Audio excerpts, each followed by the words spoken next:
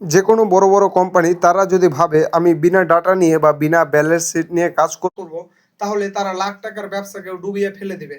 তারা ওই ব্যবসাকে বড় করতে পারবে না। আপনি যদি চান কি আমি ব্যালেন্স শিট নিয়ে কাজ করব, তাহলে আপনি কোটি কোটি টাকারও ব্যবসা খাড়ো করে দিতে পারবেন।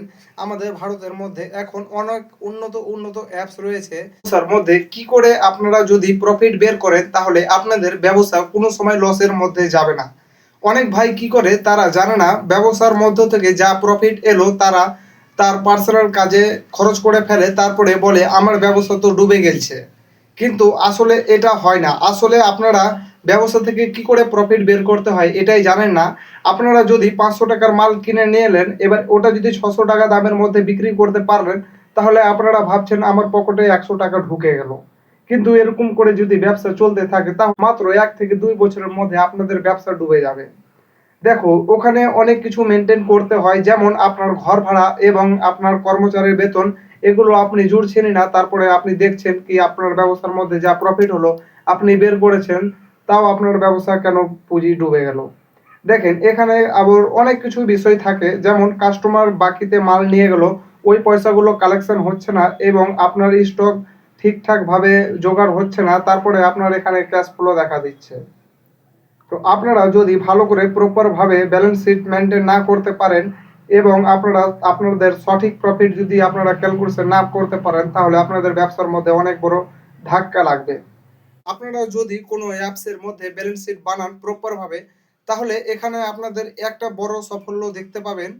আপনি যদি এক সময় বুড়ো হয়ে ইস্তফা নিয়ে নেন এবং আপনার যদি কাজ করার ইচ্ছা নাও থাকে, এবং আপনার ছেলে কিংবা মেয়ে তারা যদি চায়, তাহলে এই ব্যালেন্স শিট নিয়েই কাজ করতে পারে। ওই অ্যাপসের মধ্যে সবকিছুই লেখা থাকবে, আপনি কোন মাল কোথা থেকে কিনতেছিলেন এবং কোথায় কোথায় বিক্রি হতেছিল এবং কোন মাল কোন রেটে আসতেছিল, সবকিছুই ওখানে এন্ট্রি করা থাকে। তো এটা যদি 50 বছর পরেও যদি চেক করা যায়, তাহলেও আপনার 50 বছরকার যেটা গ্রাফ দেখাচ্ছে উপর নিচে, এগুলো সব প্রপার ভাবে বসানো থাকে। তো তাই বলছি, আপনারা বিনা ডাটা নিয়ে কাজ করলে পরে আপনারা এখন অনেক বড় রিস্কের মধ্যে পড়ে যাবেন। তো শীঘ্র পারবেন অ্যাপস নিয়ে আপনারা ডাটা এন্ট্রি করতে লাগবেন। ভিডিওটা আপনারা যদি পুরোপুরি দেখেন, তাহলে আপনাদের মনের মধ্যে যা চিন্তা আছে সবকিছুই দূর হয়ে যাবে। আপনাদেরকে ডিটেলস এর মধ্যে বুঝাই আপনারা কোথায় ঠিক কি ভুলটা করছেন। আপনারা ব্যবসার মধ্যে যতদিন বিনা ডাটা নিয়ে কাজ করবেন, যেমন কোনো একটা সফটওয়্যারের মধ্যে হিসাব রাখা এবং খাতা কলমে হিসাব রাখা, এই দুটোর মধ্যে আসমান জমিন পার্থক্য আছে।